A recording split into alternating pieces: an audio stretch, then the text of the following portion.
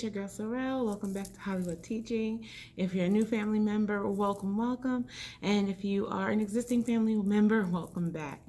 For those who are new, I am an ELA teacher. This is my third year, and I teach in Middletown, Delaware. I'm currently teaching 8th grade. I know, family, it has been about 4 weeks since I made a video. I have been, one, extremely busy, two, going through some serious back problems. And I'll make a separate video about that because it now calls for some lifestyle changes.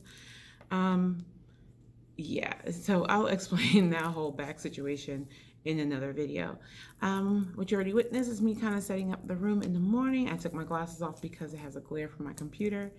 So what we've been up to, we finished the Telltale Heart. I'm not even sure if I even got to that part with you guys, but we finished doing Edgar Allan Poe, The Telltale Heart, and we are now moving on to The Monkey's Paw. This is our second day with it. So I just want to kind of take you along for the day. I'm not going to make a week just because I have some other personal things I need to handle that's taking up my time. I tutor as well. I'm in physical therapy. So I am quite busy and don't always have that extended amount of time to show a whole week. So what I'm going to do is I'm going to show a day and I'll kind of record myself, even taking a few clips of my class. You'll hear my kids, but you won't see them, of course. And so I'm going to show you my slides real quick to see what we're doing so far. Okay, family, so here is my slide for the monkey's paw. Let me see if I can just kind of tone this down a bit for you so you can see just a little clearer. Yeah. Let's do that. Yes, so here is our monkey paw slides. I'm just giving the kids the reminder. They have some retakes they can do. Here is what, our agenda for the day. You already know my check-in, my mantra. Here is my lesson essential question again. And I've incorporated now I can statements. So this is a page that the kids say all to themselves. Well, I have them say it out loud. And then I'm just celebrating some great victories with my kids. This was the first summative they took. And then the second summative, they did an awesome job, which was a great improvement. Then my second core, let me see, is it still core 7? Oh, I gotta fix that because one of them is core 8. All right, so I need to, oh, no, I was right. How many things do I have? Oh, I got too many. All right, so, and there's my other one. They had a definite jump. I'm very proud. All right, sorry, family. All right, and then, as you know, every time we do something, I cross it off. Here is, we're talking about or reading the monkey's paw, but we are doing compare and contrast with the film to text to film, and we are learning different story element skills. And today we're going to be introducing mood, and it's specifically mood through tension. So these are all the story element skills that they will, try to master while they are doing this. And I'm not expecting them to master it all, but they will definitely have a firm understanding of it as we go through. And I just give them the definition of mood. Here we are analyzing it. So what I did, because I was in charge of this particular lesson for my team, I chunked out all of our lessons. So let me show you this is the chart. So I chunked out the text and the movie to kind of help the kids along. I don't want them to watch all the entire, read the entire text and then go through the entire movie and they expect to remember all these story elements. So we are chunking it out for them just to make things just a bit easier. So yesterday we did plot through conflict. Today they're doing mood through tension and understanding how they, as the audience, set the mood, but it is based off of the creator's word choice and imagery, and that the mood that these writers or these creators want you to have is tension. They're building tension through suspense. So that shapes your mood, how you feel about it. We also are talking about some different film and camera techniques because they will be having, that's an That's the next part of this particular unit of study. They're going to be doing some film stuff, more collaborative work, more group work, more partner work. So I'm really pushing back on them as we go into the second marking period to get them to be more independent. I'm trying to create a more student-centered environment where they are facilitators of their education. I'm just kind of there to guide them along. So that's my purpose. And then they're practicing a lot more. They, of course, get a little brain break. And then they have a closure, nothing big. So another way of me getting my students to have a bit more control over their education is I created this road to a 50-point victory. It is actually a core versus core challenge. So I'm telling the students how they get a point a week for doing each of these things. So they get a point for actively engaging in class. They get a point for strong independent practice. They get a point for excellent partnership and group collaboration. They get a point for 75% of on-time assignments submission. And then they have a point for growth mindset is always present. So I'm telling them like, hey, if you want these points, the maximum amount of points you can get is 5. In the first core to hit 50 points wins a classroom lunchtime party, and we as a group will decide what we're going to have and serve as long as I get permission from the nurse and the powers that be, because I would love them. I mean, I know there's so many dietary restrictions, but they're about to go into high school, so they should know what they can and cannot eat by now. But of course, I will still run it through, everyone. So right now, we just started this week. Right now, no core has points, and that is fine. They're all very excited for it. Any man or woman or individual can win this particular contest. They're always thinking that like my core 3 will win, but core 3 can be a little rambunctious in the evenings, like in the afternoon classes. So hey, I told them they will not lose points. If I gave them 5 points the previous week, I'm definitely not going to penalize them for something they did the following week. So what will happen is if the class is not really engaged that week, I just will not give you a point for that week. So you stifling your own opportunities and your own chances of getting an amazing party. So I'm gonna show you. I'm also gonna keep it. Let me brighten this up over here.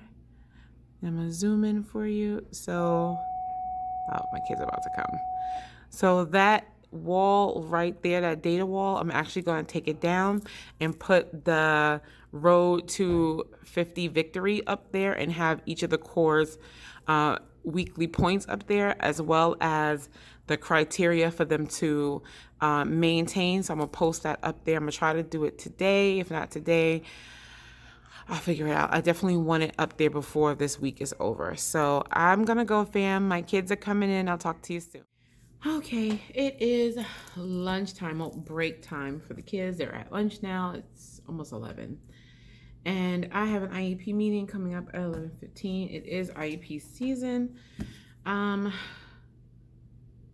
This morning was good.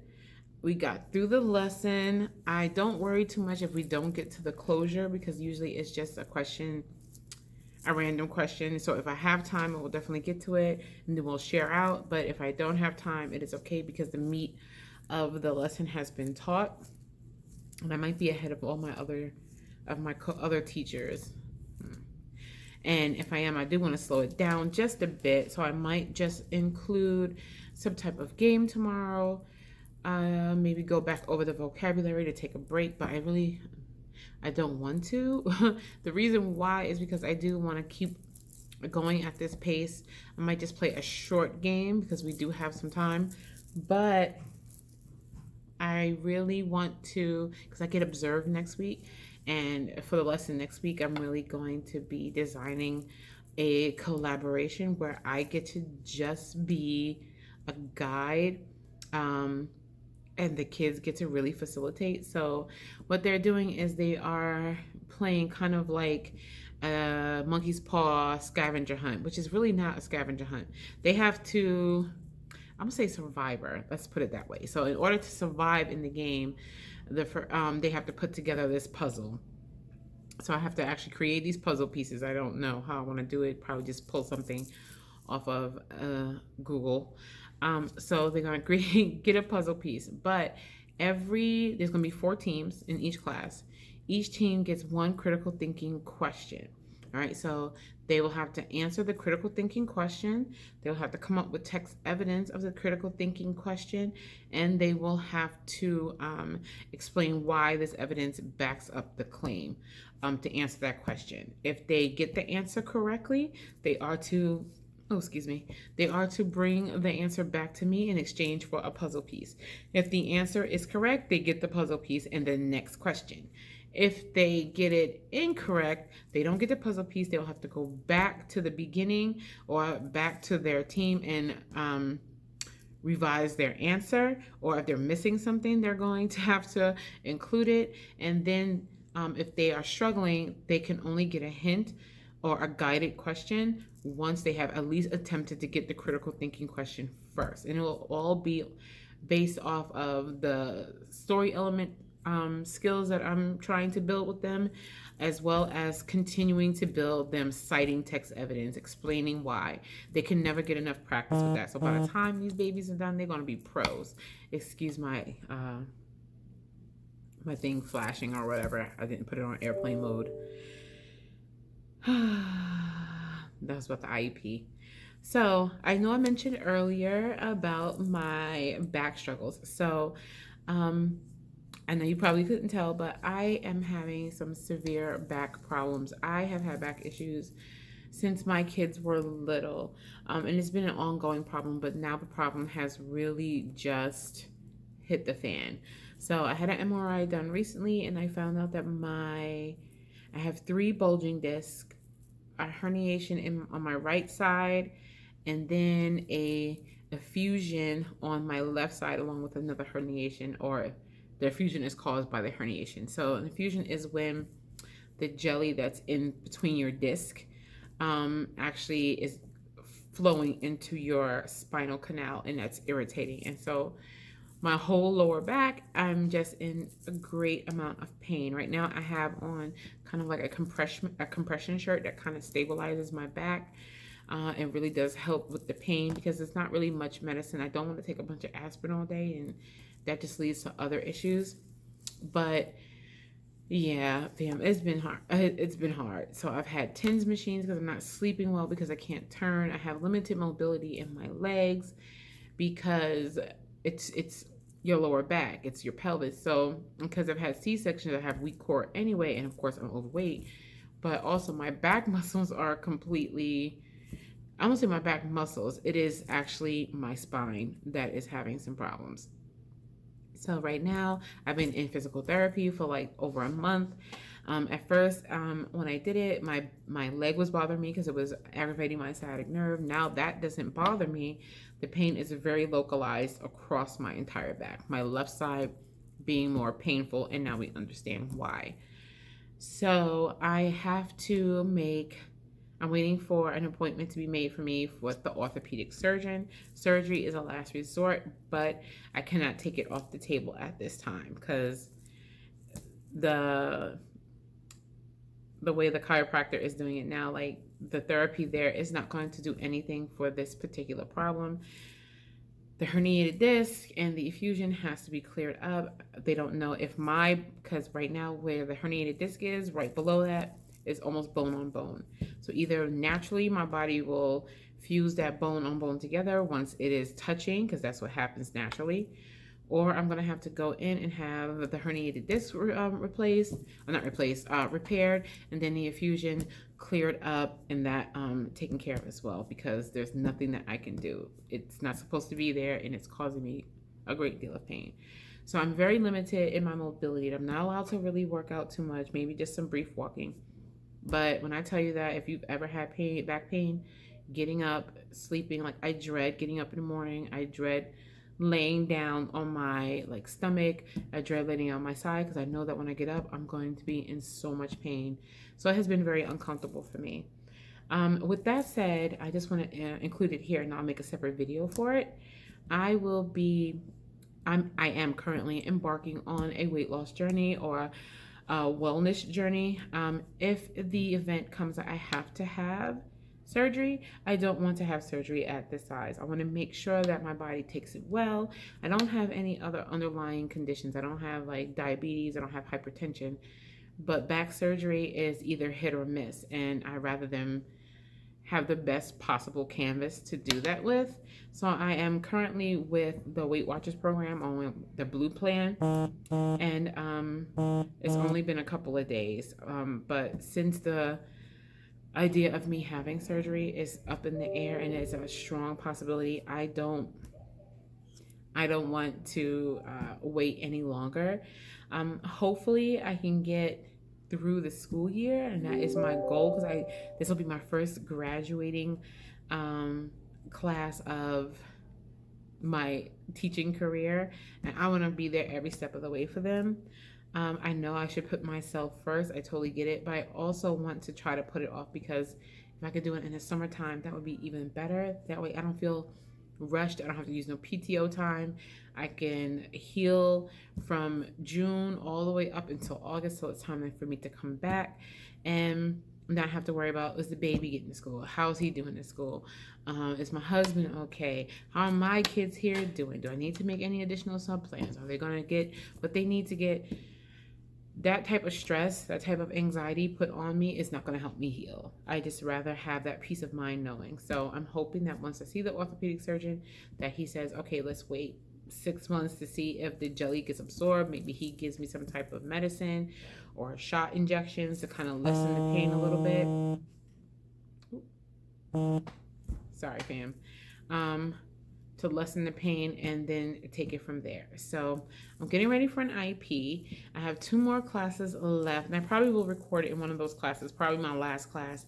My last 2 classes, when I have them in the afternoon, because it rotates, when I have them in the afternoon, it's usually like, they're very like hyper, versus my bigger classes, when I have them in the afternoon, it's very like, because they're tired. They're tired. It's just amazing how kids' personalities change.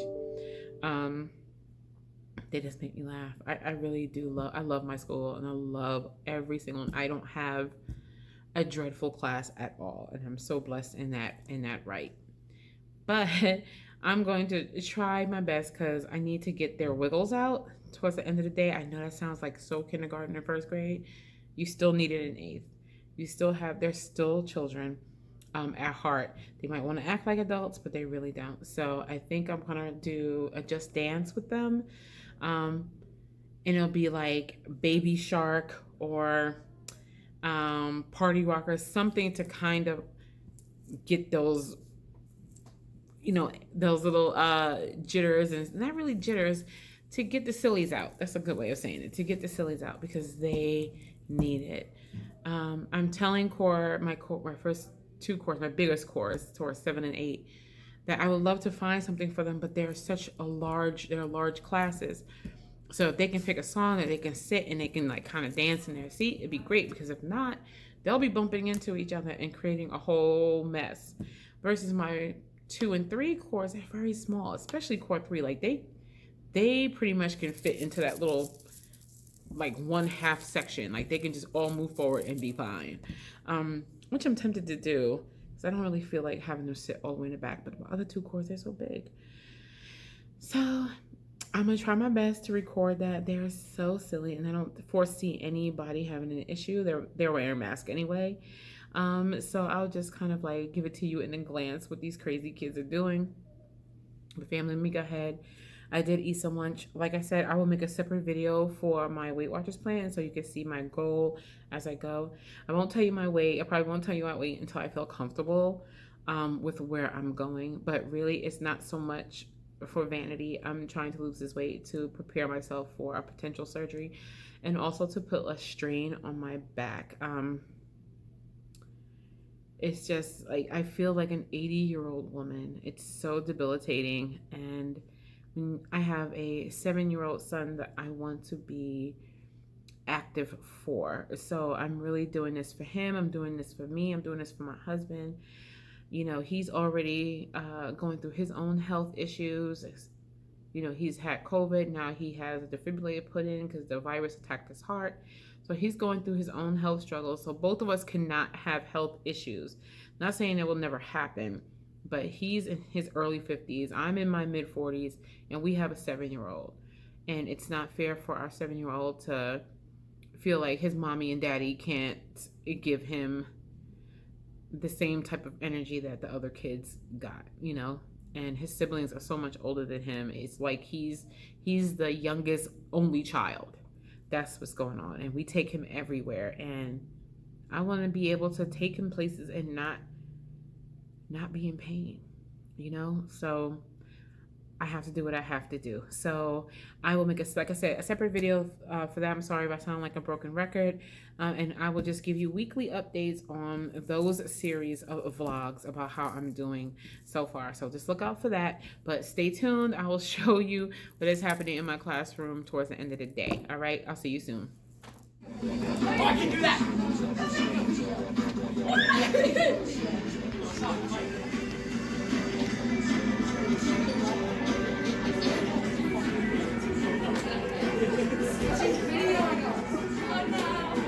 If there was points to this, I'll totally win.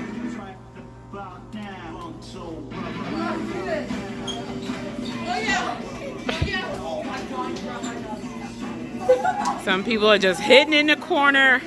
Look at Bailey. Oh, this is going to be so epic right now. Stop filming Black Widow. Oh, never.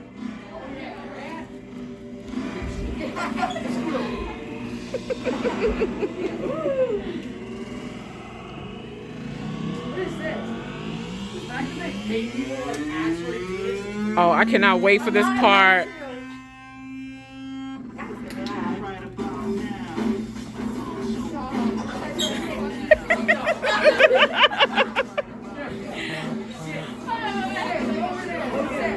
Oh, here's my favorite part.